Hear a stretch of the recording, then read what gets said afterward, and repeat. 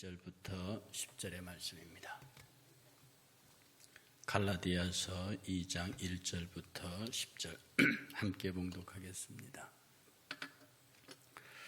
14년 후에 내가 바나바와 함께 디도를 데리고 다시 예루살렘에 올라갔나니 계시를 따라 올라가 내가 이방 가운데서 전파하는 복음을 그들에게 제시하되 유력한 자들에게 사사로이 한 것은 내가 다름질한 것이나 다름질이 헛되지 않게 하려 함이라.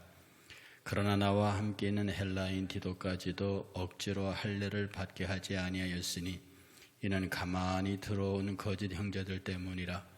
그들이 가만히 들어온 것은 그리스도 예수 안에서 우리가 가진 자유를 엿보고 우리를 종으로 삼고자 함이로되 그들에게 우리가 한시도 복종하지 아니하였으니 이는 복음의 진리가 항상 너희 가운데 있게 하려 함이라. 유력하다는 이들 중에 본래 어떤 이들인지 내게 상관이 없으며 하나님은 사람을 외모로 취하지 아니하시나니 저 유력한 이들은 내게 의무를 더하여 준 것이 없고 도리어 그들은 내가 무할례자에게 복음 전함을 맡은 것이 베드로가 할례자에게 맡음과 같은 것을 보았고 베드로에게 역사하사 그를 할례자의 사도로 삼으시니가 또한 내게 역사하사 나를 이방인의 사도로 삼으셨느니라. 또 기돈같이 여기는 야고보와 게바와 요한도 내게 주신 은혜를 알므로 나와 바나바에게 친교의 악수를 하였으니 우리는 이방인에게로 그들은 할례자에게로 가려 함이라.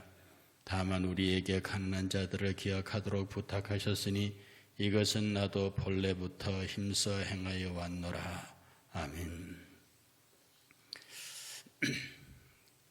갈라디아서의 의도 자체가 복음의 자유, 그리스도인의 자유에 관한 주제라고 말씀을 드렸습니다. 안디옥에서 사역하던 베드로가 바나바와 함께 14년 만, 즉 예루살렘을 떠난 지 14년 만에 다시 예루살렘으로 가게 됩니다. 거기 계시를 따라 올라갔다고 하는데 이 계시는 예루살렘에 흉년이 들 거라고 하는 아가보 어느 선지자 아가보의 계시를 따라서 이 흉년의 부조 문제를 해결하기 위해서 예루살렘에 올라갑니다. 그때 올라갈 때 거기서 사도들을 만나요. 근데 참 표현이 재미있는 게 하나 있는데 뭐라고 하냐면 2절에 계시를 따라 올라가 내가 이방 가운데 전파하는 복음을 그들이 누구냐면 사도들입니다. 사도들에게 제시하되 유력한 자, 이 역시 유력한 자가 그들 사도들이에요. 사도들에게 사사로이 한 것은 공식적으로 얘기한 게 아니라 비공식적으로 사적으로 얘기했다는 겁니다.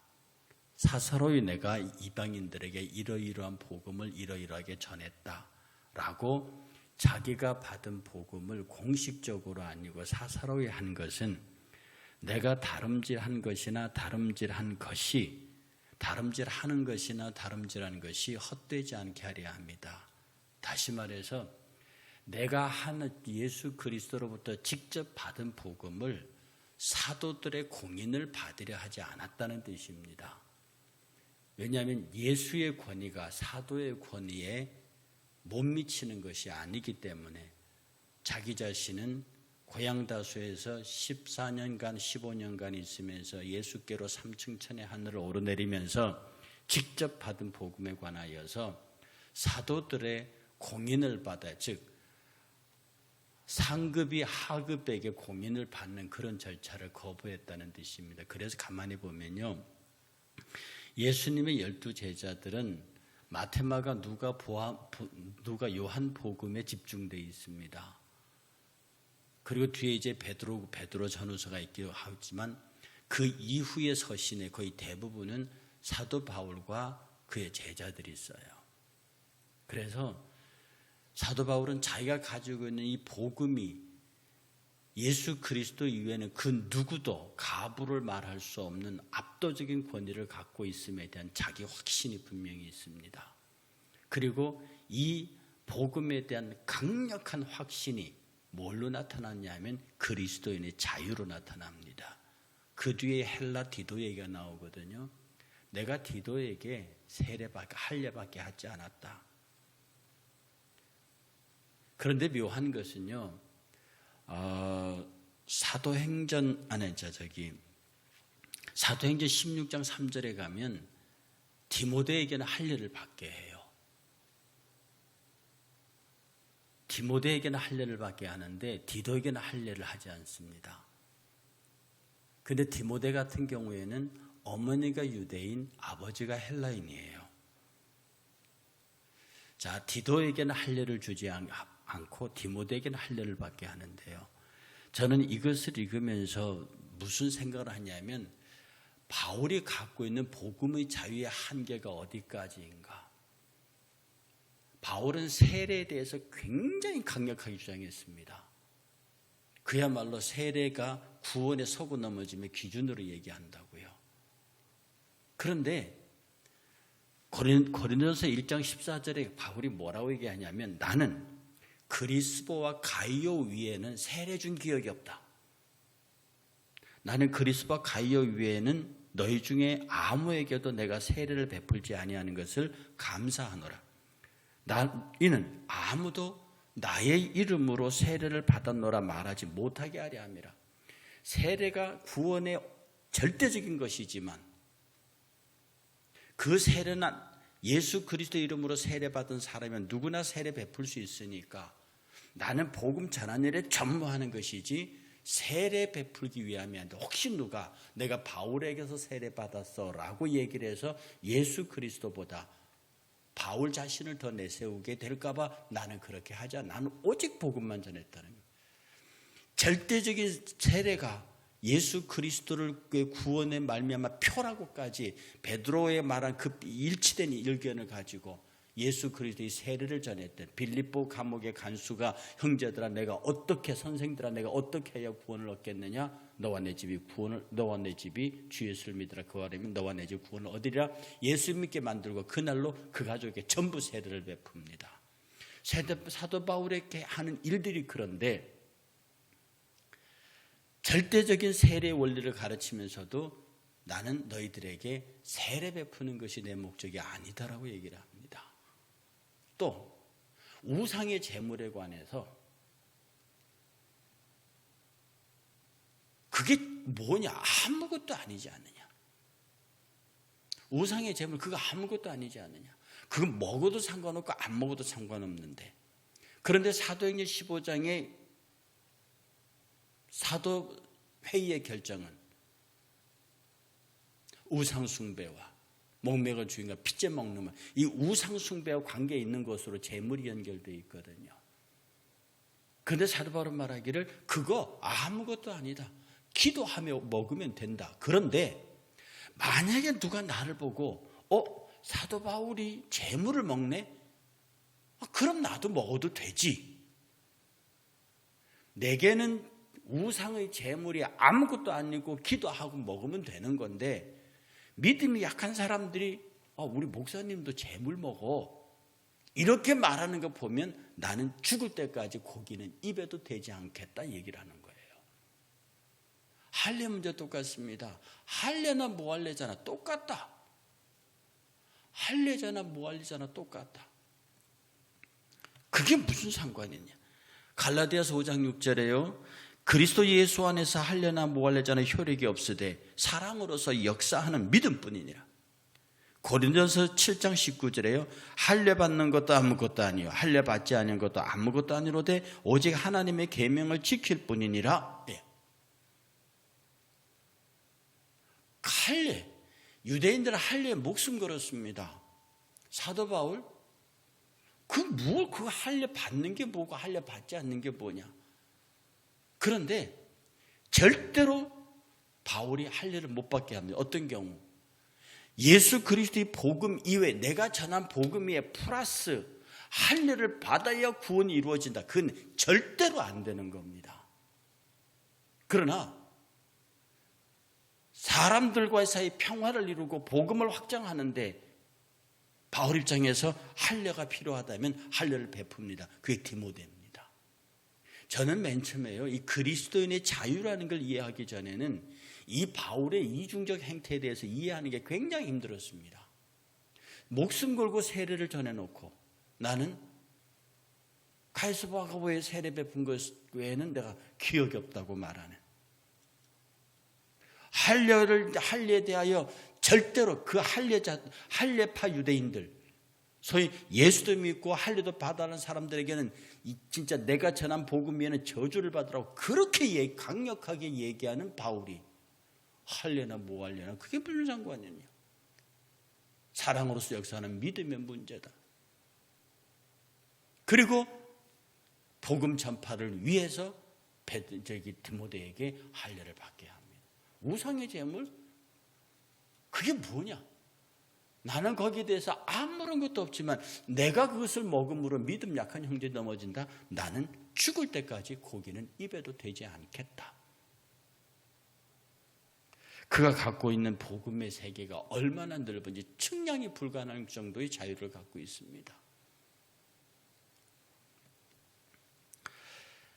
4절에 유력하다는 이들 중에 본래 어떤 이들은 내게 상관이 없으며 하나님은 사람을 외모로 취하지 아니하시나니 저 유력한 이들이 내게 의무를 더하여 준 것이 없고 도리어 그들은 내가 무할례자에게 복음을 전하 맡은 것이 베드로가 할례자에게 맡은 것 같은 것을 보았고 베드로에게 역사하사 그를 할례자의 사도로 삼으시니가 또한 내게 역사하사 나를 이방인의 사도로 삼으셨느니라. 유력하다, 사도들이다. 그게 나하고 무슨 상관이 있는 겁니까? 당시 사도의 힘은요, 초대교회는 절대적이었습니다. 그야말로 예수의 자리를 대체할 정도로 보이는 사도들이니까. 그러나 그들 앞에서도 유력하다. 그게 나하고 무슨 상관이 있느냐. 하나님은 사람을 사도의 직함을 갖고 있든지 그게 무슨 상관이야. 그건 내게 상관이 없을 뿐 아니라 하나님도 사람을 외모로는 취하지 않으신다. 그런데 저 유력한 사람들, 그렇지만 저 유력한 사도들도 내가 가진 복음을 인정을 해서 자신들은 유대인의 사도로 나를 이방인의 사도로 갈 것을 인정했다. 그리고 그들이 내게 교제의 악수를 청했다. 다음 구절을 읽겠습니다.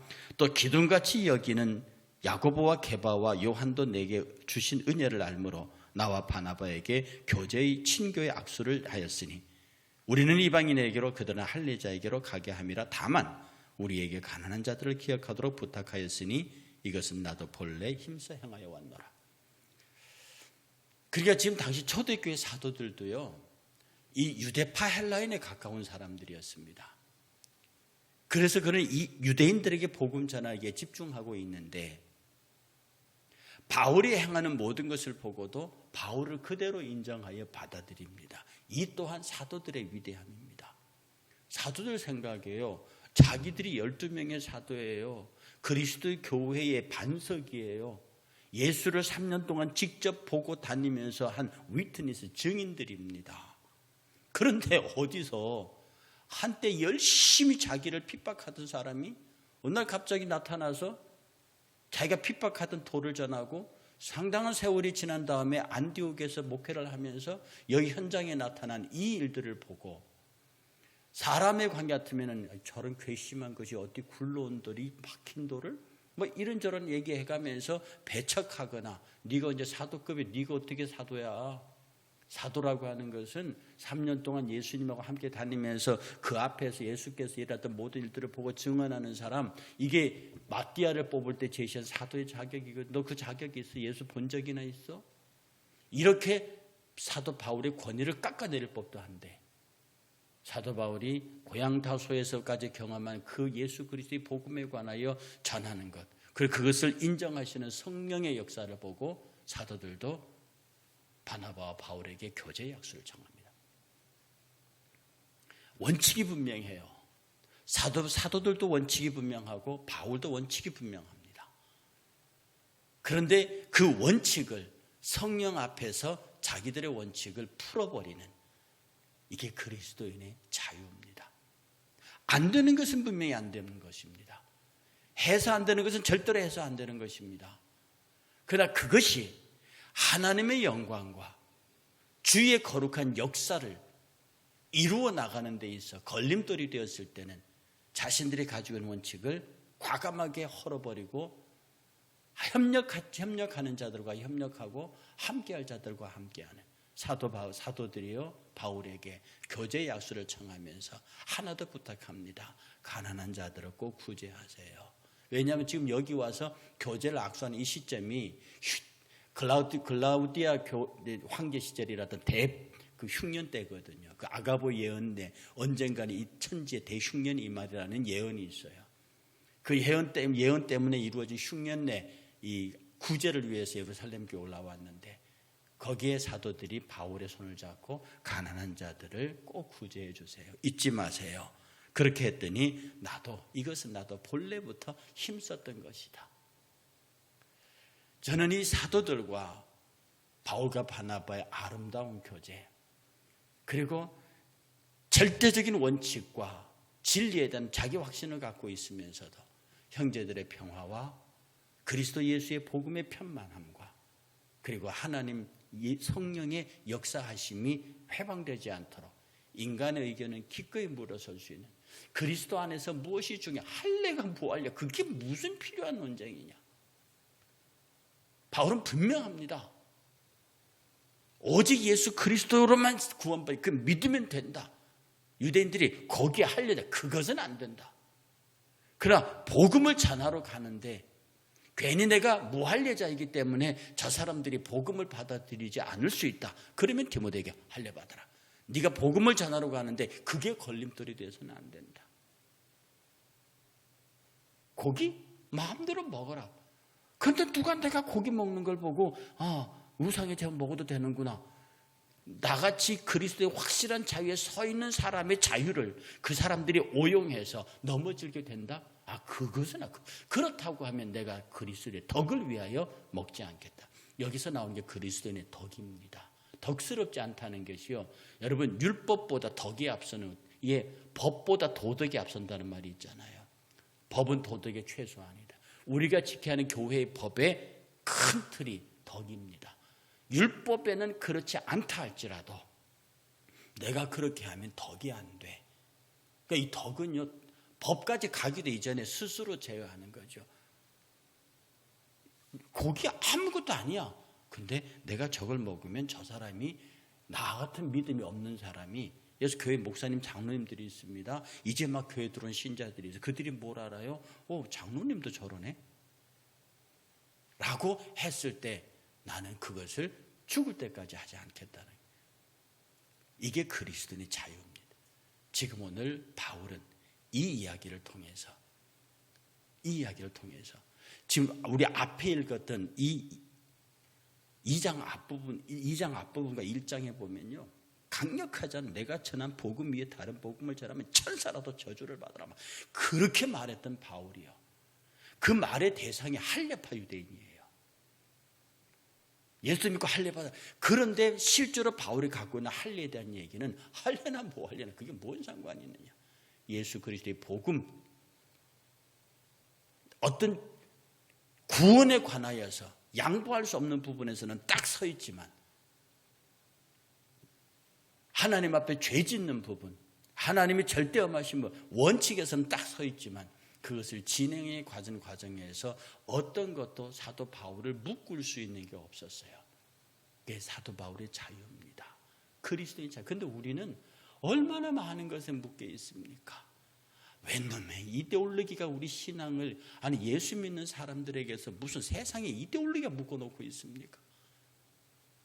무슨 돈이 물질이 명예가 어설픈 교리가 왜 그렇게 그리스도를 묶어놓고 꽁꽁 못하게 묶어놓고 있습니까? 예루살렘 사도들조차도 이방인들에게 우상 숭배와 음행과 목매 죽인 거 이거 외에는 너희도 지지 못하는 멍에를 왜 이방인들에게 지우려 하냐고 하는데 우리 이방인들은 우리도 스스로 무슨 그런 많은 걸 만들어 가지고요. 그리스도인에게 무한한 신앙의 자유, 그리스도인의 자유를 허락하셨는데 스스로 막 이 파 나누고 저 파 나누고 이 이데올로기 저 이데올로기 나눠가지고 찌고 발려 거기에 무에서 꼼짝도 못해요. 그리스도께서 주신 그 자유를 우리는 다 잊어버리고 산다는 거예요. 그래서 쓸데없는 양심의 가책, 쓸데없는 도덕적 의무의식, 쓸데없는 윤리적, 쓸데없는 율법적 관념에 꽉 붙잡혀서, 그래서 사탄의 공격을 받아서 죄의식에 가득 차서 그 죄의식에 묶여서 예수 그리스도에게 미안하니까 예수 그리스도에 대해서 완전히 행하지 못했던 그 율법주의의 틈을 사탄이 밀고 들어와서, 그러니까 네가 그런 거야 라고 정죄할 때 난 어쩔 수 없는, 그래서 늘 죄책감에 완전주의에 그런데 빠져서 헤매는, 그리스도의 자유를 잃어버리는 불쌍한 성도의 모양을 하고 있다는 겁니다. 우리는 정말 진리에 굳게 붙잡혀 있으면서도 이 바울이 보여주는 복음의 무한한 자유에 관해서 앞으로 갈라디아서 계속 읽으면서 그 얘기를 합니다. 이 복음의 무한한 자유에 대해서 실제로 여러분이 자유를 누리고 이 자유의 힘을 확인하는, 그래서 정말 예수 믿는 자가 얼마나 행복하고 얼마나 예수 믿는 것이 얼마나 자유로운지, 그 자유의 힘이 얼마나 큰지, 그 자유를 사탄에 뺏으려고 얼마나 노력하는지, 이런 것들에 관하여 다시 한번 깊은 이해를 해가면서 하나님 나로 하여금 누구도 이 자유를 빼앗지 않게 하옵소서, 그렇게 기도하고 사랑하고 축복하는 우리 모두가 되시기를 주의 이름으로 축복합니다.